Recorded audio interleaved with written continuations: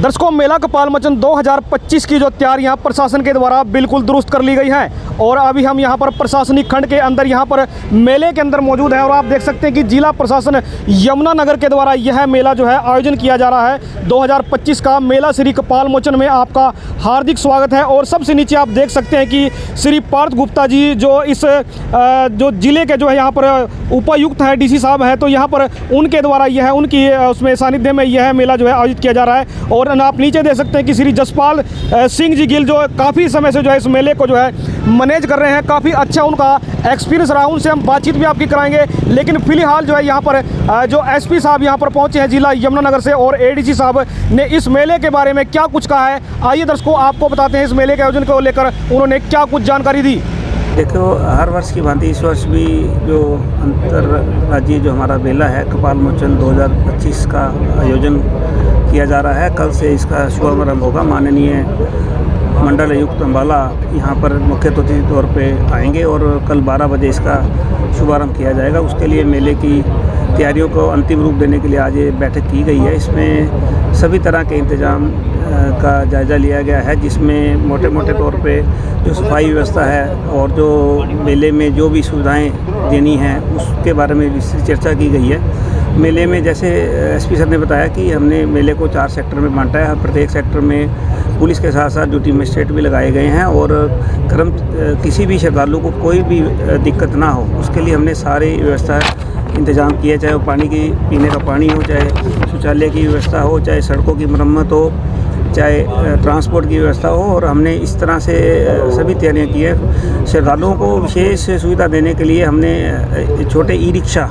जो कि बिलासपुर शिव चौक से लेकर कपालमोचन तक और कपालमोचन से लेके आदि बद्री तक भी और रंजीतपुर से बस स्टैंड से लेके आदि बद्री तक भी हमें ई रिक्शा के इंतजाम भी किए गए हैं। उनका टेम्परेरी चार्जिंग पॉइंट भी अलग से बनाए गए, उनके रेट भी निर्धारित किए गए हैं। किसी भी यात्री को, श्रद्धालु को किसी तरह की असुविधा ना हो उसके लिए हमारे पिछले साल से हमने जो एक्सपीरियंस में जो कमियां रह जाती हैं हर आयोजन के बाद, उस कमियों को भी ध्यान में रखते हुए जो सुधार की ज़रूरत है उस सुधार की ज़रूरत के हिसाब से हमने ये सारे इंतज़ाम किए हैं। और हमारे किसी भी तरह की अप्रिय घटना ना हो उसके लिए हमने टेम्परेरी हॉस्पिटल भी बनाए हैं और रेफरल भी हमने आइडेंटिफाई किए हैं, बाहर से डॉक्टर्स भी बुलाए हैं। और तालाबों पर भी हमने किश्तियों का और तैराकों का और आपदा मित्र जो हमारे हैं आसपास के गांव के क्षेत्र में उनको भी बुलाया गया है ताकि किसी भी तरह की असुविधा ना हो। इसके लिए इसके साथ साथ हमें गुमशुदा तलाश केंद्र का भी हमने एक यहाँ पे इंतज़ाम किया है। वहाँ पर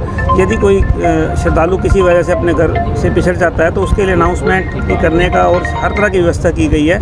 और इसी तरह जैसे एसपी सर ने बताया कि हमने सुरक्षा की दृष्टि से भी हमने इंतजाम किए हैं। सीसीटीवी कैमरेज इंस्टॉल किए गए हैं, कंट्रोल रूम बनाया गया है। तो मेले की तैयारियां अच्छी तरह से की हैं। हमारी पूर्ण सभी विभागों से हमने आज रिपोर्ट ली है और सभी विभागों को ये कहा गया है कि अपने आप के जो भी आपने जिसकी भी ड्यूटी लगाई है उसका एक रोस्टर बना के दें। उस रोस्टर के हिसाब से हमने ड्यूटियां ली हैं। उसके साथ एक कम्युनिकेशन प्लान बनाया जाएगा। किसी भी तरह की श्रद्धालु को कोई भी सूचना चाहिए तो हमारा ड्यूटी मजिस्ट्रेट सेक्टर ऑफिसर भी वहीं उसी लेवल पे जो है ना उसको एड्रेस कर दे ताकि यहाँ प्रशासनिक केंद्र पे यहाँ पे आने की किसी की आवश्यकता ना हो।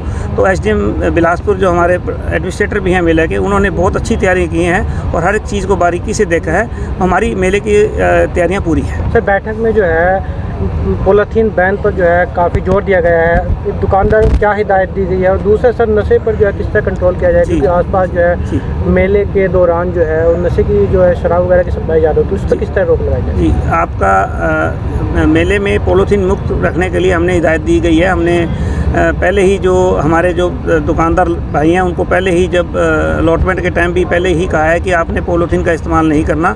इसके अलावा जो हमारी चेकिंग टीम्स हैं, चाहे वो वेट एंड मेजरमेंट की है, चाहे हमारे ड्यूटी मजिस्ट्रेट है, सेक्टर मजिस्ट्रेट है, चाहे हमारे इन्फोर्समेंट टीम है, इन सभी को कहा गया है कि आपने पॉलीथीन फ्री मेले को चलवाना है और जो भी इसमें हिदायतें दी हैं वो हमने उसको हम पालना करवाएंगे। इसके अलावा नशा मुक्त की जैसे आपने बात करी, हमारे यहाँ ड्रग इंस्पेक्टर अभी आए तो उन्होंने भी अपने सभी इंस्पेक्टर्स की ड्यूटी लगाई है, जो उनका स्टाफ है 5 से 6 लोगों का स्टाफ है। और इसके अलावा एक्साइज एंड टैक्सेशन डिपार्टमेंट को भी स्पेशल हिदायत दी गई है कि अपनी रेकी करें और ये इंश्योर करें कि किसी भी तरह का नशे की सप्लाई ना हो, और पुलिस की को भी सिमिलर तरह की हिदायत दी गई है। तो शराब ठेके जो हैं सर आसपास में मेला क्षेत्र के, उनके जो है ना अस्थायी तौर पर हाथे टाइप खोल दिए जाते हैं और वहाँ पर जो है बड़ा मतलब गलत काम होते हैं। नहीं, आपने जो सवाल उठाया, हमने एक्साइज डिपार्टमेंट को, सारी एक्साइज टीम को स्पेशली टीमें बना के सेक्टर वाइज ड्यूटियाँ लगाने के लिए कहा गया है। जो ये समस्या आपने बताई है ये ना हो,